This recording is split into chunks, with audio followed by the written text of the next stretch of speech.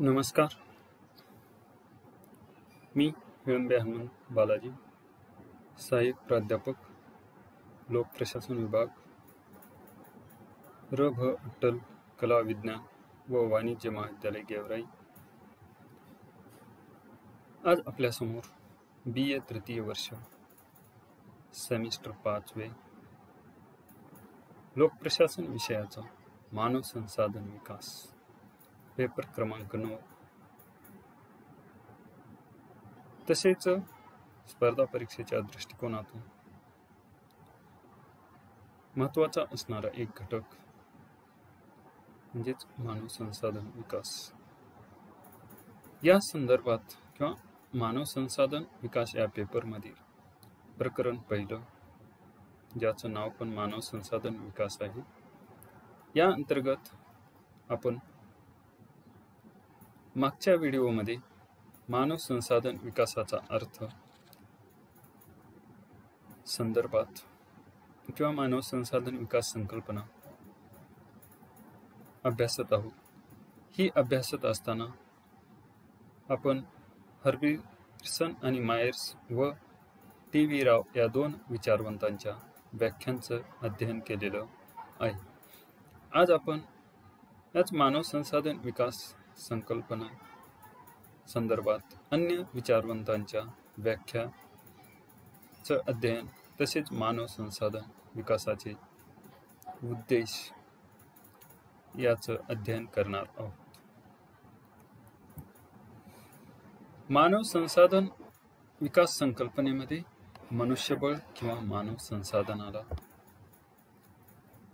अत्यंत महत्त्वपूर्ण स्थान आहे. कारण कोणतीही संघटना, प्रशासन अथवा व्यवसाय असेल तर त्याचं यश किंवा त्याची जी काही उद्दिष्ट आहेत तर ते उद्दिष्ट साध्य करण्यामध्ये मानव संसाधन हा घटक महत्त्वपूर्ण भूमिका पार पाडत असतो. त्यामुळं या संघटना, प्रशासन अथवा व्यवसायामध्ये अथवा संस्थेमध्ये मानव संसाधनाला किंवा मनुष्यबळाला एक महत्त्वपूर्ण संपत्ती असं मानलं जात असतं. त्याचबरोबर मानव संसाधन विकास प्रक्रियेमध्ये लोकांच्या क्षमता विकासाला महत्त्व दिलं जातं. मग हे क्षमता विकास करत असताना प्रशिक्षण असेल, मार्गदर्शन असेल, उजळणी वर्ग असेल किंवा कार्यशाळा असतील तर याच्या माध्यमातून त्यांच्या ज्ञानामध्ये, कौशल्यामध्ये भर टाकण्याचा प्रयत्न हा होत असतो. त्याचबरोबर प्रत्येक संघटनेला गतिशील व वृद्धिमुख राहून बदलत्या परिस्थितीनुसार किंवा वातावरणानुसार अद्ययावत राहण्यासाठी मानव संसाधन विकासाला महत्त्व हे द्यावं लागत असतं.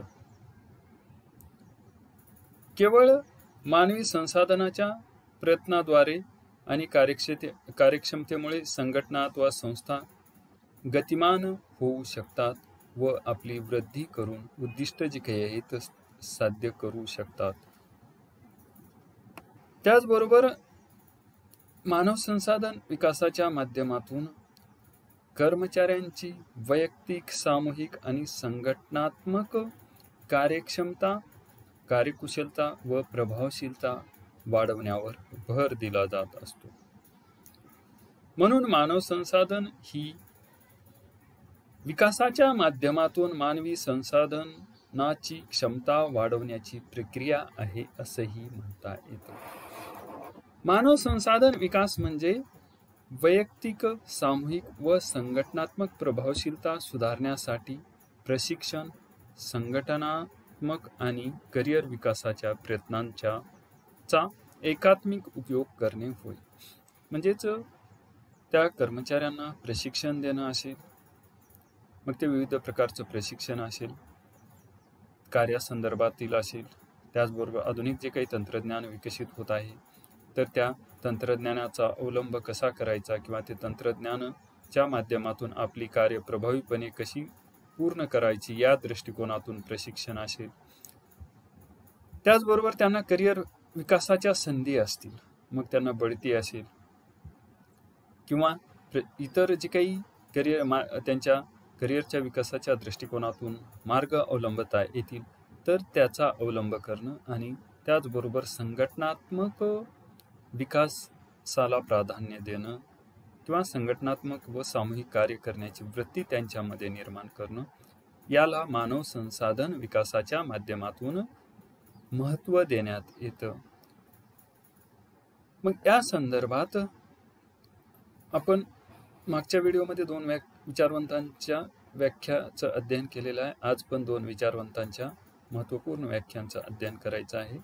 एक आहे पहिली त्यामध्ये वेर्नर आणि DC ओमन यांच्या मते मानव संसाधन विकास संघटनेच्या सदस्यांना सध्याच्या आणि भविष्यातील नोकरीच्या मागण्या पूर्ण करण्यासाठी आवश्यक कौशल्य प्रदान करण्यासाठी संघटनेद्वारे बनवलेल्या रचनाबद्ध आणि नियोजित क्रियांचा संच होय. म्हणजे जे काही एखादी संघटना असेल, एखादी संस्था असेल, एखादा व्यवसाय असेल किंवा प्रशासनाचा विभाग असेल, तर तेथील विद्यमान जे काही कार्यरत कर्मचारी वर्ग आहेत किंवा सदस्य आहेत, तर त्यांनी अधिक चांगल्या पद्धतीनं कार्य करावं. त्याचबरोबर भविष्यामध्ये जे काही त्यांना नवनवीन तंत्रज्ञान आत्मसात करावं लागणार आहे किंवा आपली कार्यपद्धती बदलावी लागणार आहे व स्पर्धेच्या युगात किंवा जे काही जागतिकीकरणाचं युग आहे या युगामध्ये आपल्याला टिकून राहायचं, या दृष्टिकोनातून जी काही कौशल्य प्राप्त करावी लागणार आहेत त्यांना, तर ती कौशल्य प्रदान करण्यासाठी संबंधित संघटनेद्वारे बनवलेला एक रचनाबद्ध व नियोजित जो काही प्रशिक्षण कार्यक्रम असेल, मार्गदर्शन कार्यक्रम असेल किंवा उजळणी वर्ग असेल किंवा कार्यशाळा असेल, तर यामधील क्रियांचा संच म्हणून मानव संसाधन विकासाला त्यांनी संबोधलेला आहे.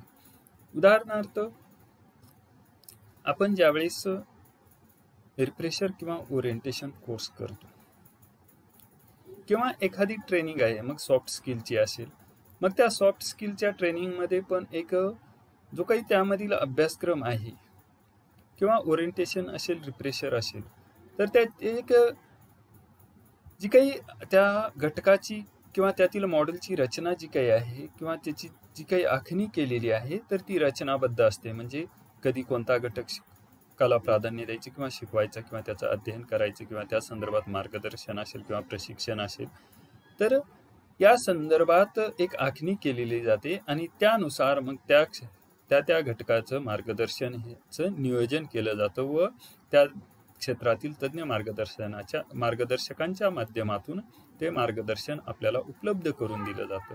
म्हणजे सॉफ्ट स्किल डेव्हलपमेंटच्या कोर्सच्या माध्यमातून ज्याप्रमाणे त्याची अंमलबजावणी करण्याच्या दृष्टिकोनातून एक आखणी केली जाते किंवा त्याचं नियोजन केलं जात असतं आणि त्याच्या माध्यमातून त्याची अंमलबजावणी केली जात असते, अगदी त्याचप्रमाणे रिफ्रेशर कोर्स असेल, ओरिएंटेशन असेल, तर यांचं पण एक आखणी केली जाते. त्यामधील जे काही घटक आहेत ते निश्चित केले जातात, म्हणजेच रचनाबद्ध करणं असेल आणि त्याचं नियोजन करणं, म्हणजे कधी कोणत्या कोण शिकवेल, किती वेळात त्याचं अध्ययन होईल. त्याचप्रमाणे मानव संसाधन विकास घडवून आणत असताना जे काही त्या कर्मचाऱ्याच्या अंगी जे काही कौशल्य विकसित करायचे आहेत किंवा त्याची कार्यक्षमता वाढवण्याच्या दृष्टिकोनातून त्याचं कार्यवृत्ती वृद्धिंगत करणं असेल, त्याच्यामध्ये सामूहिक कार्य करण्याची वृत्ती निर्माण करणं असेल, तर या सर्व दृष्टिकोनातून प्रशिक्षण देत असताना त्याची एक व्यवस्थित आखणी केली जात असते, म्हणजे रचनाबद्ध त्याला केलं जात असतं आणि त्याचबरोबर त्याचं एक नियोजन केलं जात असतं आणि नियोजन करून त्याची अंमलबजावणी केली जात असते. म्हणजे या पूर्ण आखणी म्हणजेच रचनाबद्ध करणं व त्याचं नियोजन करणं, त्याची अंमलबजावणी करणं आणि याच्या माध्यमातून मानव संसाधन विकास घडवून आणणं किंवा त्या कर्मचाऱ्यांच्या अंगी आवश्यक असणारी कौशल्य विकसित करणं, हा एक पूर्ण क्रियांचा संच आहे. म्हणजे यात अनेक क्रियांचा समावेश होतो. त्यामुळं वेर्नर आणि DC ओमन हा एक मानव संसाधन विकासाला कौशल्य प्रदान करण्याच्या क्रियांचा संच म्हटलेला आहे.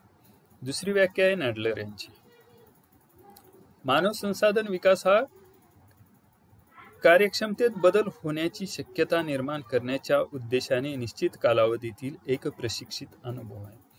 नाडलर हे मानव संसाधन विकासामध्ये कार्यक्षमतेमध्ये बदल होण्याची शक्यता, मग हा बदल जो काही आहे तर तो सकारात्मक बदल होणं अपेक्षित आहे आणि त्या दृष्टिकोनातून जे काही विशिष्ट कालावधीमध्ये संबंधित मनुष्यबळ असेल किंवा कर्मचारी किंवा जे काही मानवी घटक आहे तर त्यांना प्रशिक्षण दिलं जात असतं आणि त्या प्रशिक्षणाच्या माध्यमातून जे काही त्यांना अनुभव प्राप्त होतात त्या अनुभवाच्या माध्यमातून त्यांच्या कार्यक्षमतेमध्ये बदल घडवून आणण्याची प्रक्रिया म्हणजेच मानव संसाधन विकास होय. मग हे बदल त्याच्या कार्यक्षमतेत असतील, कौशल्यामध्ये असतील, ज्ञानामध्ये असतील, म्हणजे हे पूर्ण सकारात्मक बदल किंवा परिवर्तन घडवून आणलं जातं किंवा त्यामध्ये वृद्धी घडवून आणली जाते. म्हणजेच थोडक्यामध्ये आपणास असं म्हणता येते की मानव संसाधन विकासाच्या माध्यमातून मनुष्यबळाच्या किंवा व्यक्तीच्या ज्ञान, कौशल्य, कार्यक्षमता आणि वर्तन सुधारण्याची किंवा त्याच्यामध्ये विकास घडवून आणण्याशी संबंधित आहे. त्याचबरोबर मानव संसाधन विकासाच्या माध्यमातून वैयक्तिक व सामूहिक क्षमता विकसित करण्यात येत असते. त्या संबंधित मनुष्यबळास किंवा कर्मचारी वर्गास कार्य प्रेरित केलं जातं म्हणजे किंवा मोटिवेट केलं जातं. त्याचबरोबर त्यांच्यामध्ये सामूहिक कार्यवृत्तीला चालना दिली जाते. तसेच संघटनात्मक क्षमता वृद्धी विकासाला प्राधान्य दिलं जातं आणि मानवी संबंधाची ओळख करून देण्याला प्राधान्य हे मानव संसाधन विकासामध्ये दिलं जातं. त्यामुळं मानव संसाधन विकास ही एक नियोजनबद्ध प्रक्रिया आहे असंही आपणास म्हणता येतं.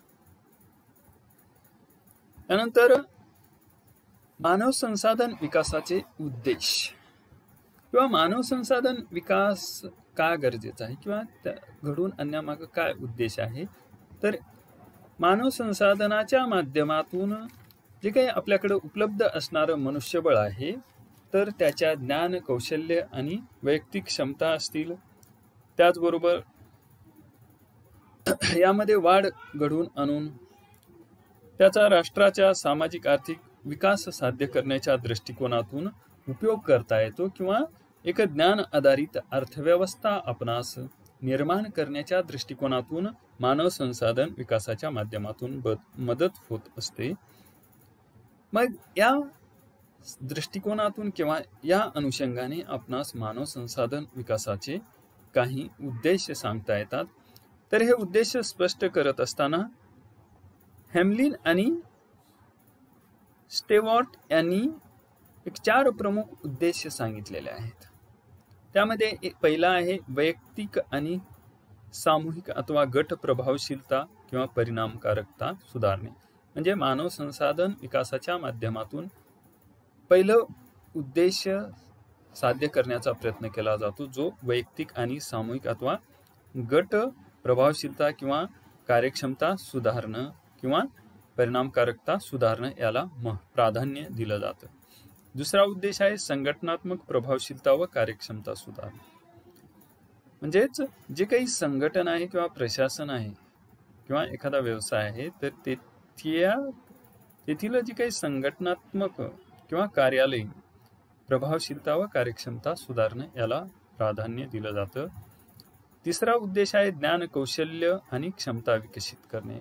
या मानव संसाधन विकासाच्या माध्यमातून मनुष्यबळाची किंवा मानवी घटकाचे मध्ये ज्ञान विकसित करणे, त्याचबरोबर त्याच्या अंगी कौशल्य विकसित करणे आणि त्याच्या कार्य करण्याची किंवा त्याची क्षमता जी काही आहे तर ती विकसित करणे याला महत्त्व दिलेलं आहे किंवा याला प्राधान्य दिलेलं आहे. आणि चौथा जो काही उद्देश आहे तो मानवी क्षमता आणि वैयक्तिक वृद्धी करणे किंवा वैयक्तिक वाढीला लक्ष देणे.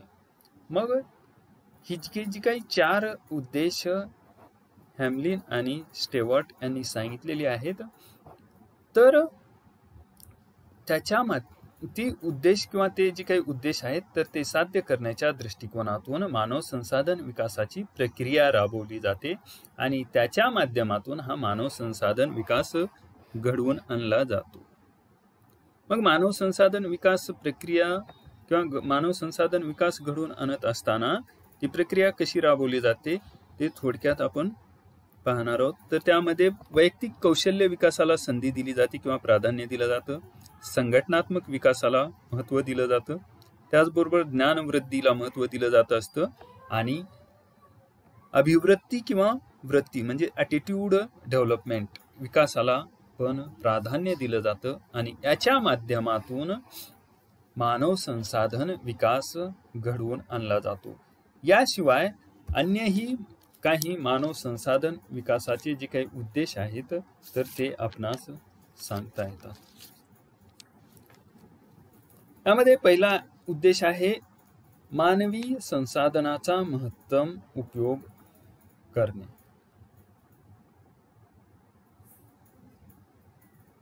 मग मानवी संसाधनाचा महत्तम उपयोग करत असताना आपल्याकडे जी काही विविध कार्यक्षेत्र आहेत, कृषी असेल, सेवा असेल, औद्योगिक असेल, शिक्षण असेल, आरोग्य असेल, तर या विविध कार्यक्षेत्रामध्ये कुशल, कार्यक्षम आणि प्रामाणिक व निष्ठावान मनुष्यबळ आवश्यक असतं आणि ते उपलब्ध व्हावं किंवा त्या क्षेत्राच्या प्रगती साध्य करण्यासाठी जे काही आपल्याकडे उपलब्ध असणारं मनुष्यबळ आहे तर त्या मनुष्यबळाच्या महत्तम किंवा अधिकाधिक उपयोग करून घेऊन त्या क्षेत्राच्या विकासाला चालना देणे किंवा त्या क्षेत्राच्या माध्यमातून सेवा सुविधा अधिक चांगल्या पद्धतीने पुरवणं याला पण महत्त्व हे मानव संसाधन विकासाच्या माध्यमातून दिलं जातं किंवा तो एक उद्देश आपल्याला सांगता येतो. दुसरा उद्देश आहे मानव संसाधनाच्या योग्यतेमध्ये वाढ करणं. देशातील मानवी संसाधनाच्या योग्यतेमध्ये वाढ करणं, त्याचबरोबर त्यांच्या कौशल्यामध्ये वाढ करणं, कार्यक्षमतेमध्ये वाढ करणं, त्याचा व्यक्तिमत्व विकास घडवून आणणं हा एक महत्त्वपूर्ण उद्देश आपल्याला सांगता येतो. पुढचा आहे सक्षम कर्मचारी वर्ग आणि कामगार वर्ग निर्माण करणे.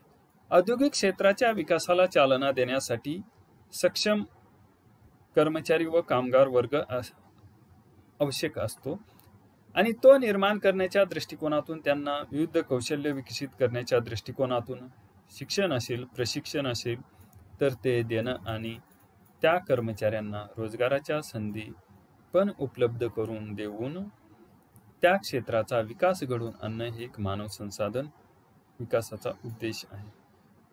त्याबरोबर कार्यक्षम कर्मचारी वर्ग प्रदान करणे किंवा पुरवठा करणे हा एक मानव संसाधन विकासाचा उद्देश आहे. म्हणजे जी काही संघटना आहे किंवा प्रशासनाचा एखादा विभाग असेल किंवा व्यवसाय असेल तर त्या क्षेत्राच्या गरजेनुसार किंवा तेथील जी काही कार्य पार पाडली जातात तर त्या कार्यानुसार कार्यक्षम असा कर्मचारी वर्ग उपलब्ध करून देणं किंवा त्या कर्मचाऱ्यामध्ये ते कार्य पार पाडण्याची क्षमता विकसित करणं हा एक मानव संसाधन विकासाचा आपल्याला उद्देश सांगता येतो.